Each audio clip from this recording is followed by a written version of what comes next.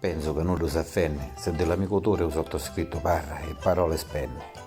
Uomo del grande spirito e genuinità rara, quando lo chiama mai si ritira e sempre ne esce fuori.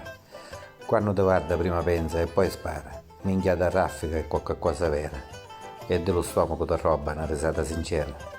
Non parliamo di quando canta e abballa, né scippe voce come andava a guerra, e non ti può dire che sei spagnolo quando tu giovane dalla macchia lo sfadavo, da mischia subito si gettavo, e con quattro saudi a chi lo schifiavo. Se avete coraggio, levateci le merite con la capacità di tenere bannetta, nave quando dà. Oppure che volevamo dire che non aveva mano, di zappa, vigna e americano. La saggezza dello contadino lo fa un poco verdano, come a Bertoldo e di cervello sciano. Un ragionamento che ci interessa all'ave fino e a casa torna sempre con panarochino.